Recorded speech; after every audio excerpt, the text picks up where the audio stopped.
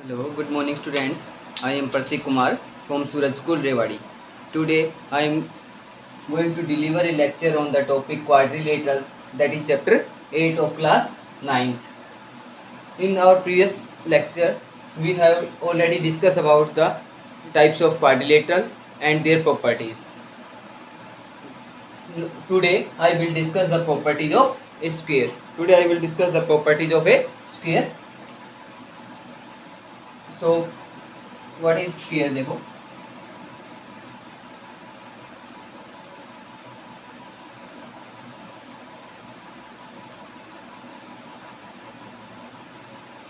ABCD. This is ABCD is a sphere. So first property of a sphere is that all sides are equal. सबसे पहली property क्या है square की? Square की सारी sides क्या होती हैं? Equal. It means AB is equals to BC equals to CD equals to DA. AB equals to BC equals to CD equals to DA. First property क्या बताई मैंने कि all sides are equal. Second property all angles are of 90 degree. सारे angle कितने के होते हैं? 90 के. Angle AB, angle BCD, angle A equals to angle B equals to angle C equals to angle D is equals to 90 degree. It means all the angles of a sphere are of 90 degree. Third property, diagonals bisect each other at right angle. Square के जो diagonal है ना वो क्या करते हैं? 90 पर bisect करते हैं. कितने पर? 90 डिग्री पर. तो यहाँ पे एंगल कितने के बनेंगे? 90 डिग्री. तो डायगोनल कौन सा? AC bisects BD at right angles. ठीक है. Fourth property, diagonals bisects the angle of square. जो डायगोनल है ना स्क्वायर के वो इस एंगल को भी यानी कि स्क्वायर के एंगल को भी क्या करते हैं? बाइसेक्ट. सपोज मैं इसको नेम देता हूँ एंगल 1 और इसको नेम देता हूँ एंगल 2. एंगल 1 किसके इक्वल होगा? एंगल 2 के इक्वल. इसका मतलब जो AC डायगोनल है वो एंगल A को भी क्या कर रहा है? बाइसेक्ट. सिमिलरली B को भी करता है, C को भी और D को भी. क्या कहा मैंने कि diagonals bisects the angles of A square. Last property, that is area of sphere. Sphere, we know that all the sides of a sphere are equal. Clear? So area of sphere is equals to side into side, side into side, which means side sphere. तो sphere का area क्या होता है? Side into side, या we can say that side sphere. Now the properties of a trapezium. Here ABCD is a trapezium. So the first property of a trapezium is that one pair of opposite sides are parallel. इस trapezium में one pair of opposite sides क्या होती है? Parallel. It means ये side AB किसके parallel है? CD. AB is parallel to CD. ठीक है. फर्स्ट प्रॉपर्टी में क्या कहा? One pair of opposite sides are parallel. Second में one pair of opposite side is non parallel. It means ये जो अनदर पेयर बच गया अपोजिट साइड्स का वो क्या होता है? Non parallel. It means AD is not parallel to BC. AD OBC के पैरेलल नहीं होती. ठीक है. फिर थर्ड में देखो, diagonals of a trapezium bisect each other. जो इसके डायगोनल्स हैं यहाँ से AC और यहाँ से BD, ये जो डायगोनल वो क्या करते हैं? Bisect each other. Diagonals of a trapezium bisect each other. फिर देखो the length of mid segment. The length of mid segment is equals to half the sum of parallel side. ये हमारे पास इसका मिड सेगमेंट है. देखो मान लो यहाँ से ये क्या होगा? इस ट्रेपेजियम का मिड सेगमेंट. ये मैं नाम दे दिया D और इसको नाम दे दिया E. तो अगर हमें इसकी लेंथ फाइंड आउट करनी हो मिड सेगमेंट की, मिड सेगमेंट का मतलब इस साइड का मिड पॉइंट मैंने D मान लिया और इस साइड का मिड पॉइंट E. तो अब मुझे ये लेंथ फाइंड आउट करनी है DE. तो हम कैसे फाइंड आउट करेंगे? क्या कहा? Length of mid segment is equals to half the sum of parallel sides. Half the sum of parallel sides. ये सपोज ये साइड मैंने मान ली पैरेलल साइड. कौन कौन सी थी इसमें? AB और CD are two parallel sides. But trapezium ABCD में पैरेलल साइड कौन कौन सी हैं? AB और CD. इसको मैंने मान ली, इसकी लेंथ मान ली मैंने A और इसकी मान ली लेंथ B.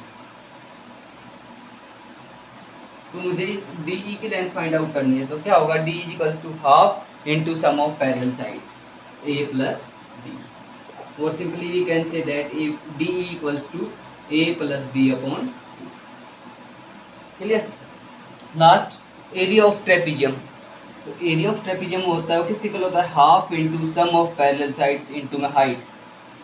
तो अगर मैं इसको किससे और मल्टीप्लाई कर दूं, देखो एरिया ऑफ ट्रेपीजियम कैसे फाइंड आउट करेंगे, half into sum of parallel side, parallel side कौन कौन सी है, ए बी और सी डी, तो A B plus C D, इन दोनों साइड का सम इंटू में हाइट। यहाँ से मालूम है परपेंडिकुलर ड्रॉ करता हूँ ऐसे, इसको नाम देता हूँ मैं एफ पॉइंट, तो ए एफ इस ट्रेपीजियम की क्या हो गई, हाइट, तो half into sum of parallel sides into height, this is the area of a trapezium, this is the area of a trapezium, clear. Now the properties of an isosceles trapezium and kite. Here we will discuss the properties of an isosceles trapezium and kite. So the first property of an isosceles trapezium is that one pair of opposite sides are parallel. कि देखो हमने trapezium में ये discuss किया था कि one pair of opposite sides क्या होती हैं, parallel, it means A B is parallel to C D, A B किसके पैरेलल है, C D, A B is parallel to C D. Second, जो आइसोसेलेस ट्रेपीजियम में जो इम्पोर्टेंट प्रॉपर्टी है वो क्या है कि जो इसकी नॉन पैरेलल साइड्स होती हैं, the non parallel sides of an isosceles trapezium are of equal length. It means यहाँ पे जो नॉन पैरेलल साइड कौन सी है, ए डी और बी सी, ये क्या होती है, equal length, A D equals to B C, ये इसकी इम्पोर्टेंट प्रॉपर्टी है। फिर का sum of adjacent angle is 180 degree, इसका मतलब इन एंगल्स का सम या इन एंगल्स का सम क्या होगा, 180 degree, angle A plus D equals to 180, clear. So this is the property, these are the properties of an isosceles trapezium. Now the properties of a kite. Kite is also a type of a quadrilateral in which two pair of adjacent sides are equal. ध्यान देना kite के अंदर क्या होती है, जो adjacent sides होती हैं, ए बी के एडजेसेंट साइड कौन सी है, ए डी, तो ये दोनों साइड क्या होंगी, equal, it means A B is equals to A D, एक पेयर तो ये हो गया। सेकंड पेयर कौन सा हो एडजेसेंट साइड का, बी सी और सी डी, ये इक्वल होंगे, B C equals to C D, तो मैंने क्या कहा, two pair of adjacent sides are equal. Second property, diagonal bisect each other at right angle, जो डायगोनल ए सी और बी डी है वो बाइसेक्ट करते हैं, ए सी एंड बी डी जो डायगोनल है वो क्या करते हैं, बाइसेक्ट करते हैं each other at right angle, sorry intersect each other at right angle. यहाँ पर ध्यान देना, बाइसेक्ट क्या लिख दो, इंटरसेक्ट लिख दो, intersect each other at right angle, यहाँ पर आप क्या लिख दोगे, intersect, intersect each other at right angle. जो डायगोनल है काइट के वो क्या करते हैं, एक दूसरे को इंटरसेक्ट करते हैं, कितने डिग्री पर, 90 डिग्री पर। नेक्स्ट, जो longer diagonal bisect the smaller diagonal, जो लॉन्गर डायगोनल है ए सी वो स्मॉलर डायगोनल को क्या करेगा, बाइसेक्ट। इसका मतलब यहाँ पे मैंने मान लिया ओ पॉइंट, तो B O is equals to क्या हो जाएगा, D O, B O equals to B O.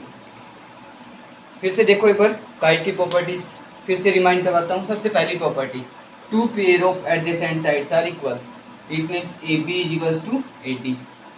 Second, and B C equals to B C.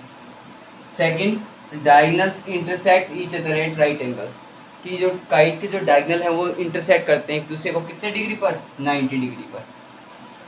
And the third property, the longer diagonal bisects the smaller diagonal, जो longer diagonal है ए सी वो smaller diagonal को क्या करता है, bisect. Bisect का मतलब B O is equals to D O, clear. These are the properties of a kite. Now exercise 8.1, the first question of exercise 8.1 is, देखो in first question we have given the angles of a quadrilateral are in the ratio 3:5 9 13।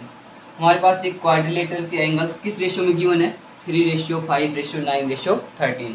तो हमें क्या find out करना है, find the values of all the angles, तो हमें सभी angles की वैल्यू फाइंड आउट करनी है। मान लेता हूँ सपोज ऑल द एंगल्स 3:5 9 13 में है ना, तो हम इसको मान लेंगे 3x 5x 9x and 13x। Clear? इनको हमने क्या मान लिया एंगल्स को 3x 5x 9x और 13x। क्लियर? अब देखो we know that sum of all the angles of a quadrilateral is 360। It means 3x plus 5x plus 9x plus 13x is equals to 360। अब इन सब का सम कितना हो जाएगा 30x। कितना होगा 30x इज इक्वल्स टू 360। अब यहाँ पे 30 मल्टीप्लाई में इस साइड लेके आओगे डिवाइड में। 360 को क्या करो 3 से डिवाइड 30, तो आपके पास x की वैल्यू क्या आ गई 12 डिग्री। कितनी आ गई 12। अब आप x की वैल्यू में पुट करो 3x, इट मीन्स 3 इंटू 12 कितना होगा 36। 5x, it means 5 into 12 60 degree. 9x is equals to 9 into में 12 108 degree and 13x it means 13 into 12 that is 156 degree. So these are the values of all the four angles of a quadrilateral: 36 degree, 60 degree, 108 degree and 156 degree. Clear? These are the values of all the angles of a quadrilateral. So this is the solution of our question number first, and remaining question we will solve in our next video.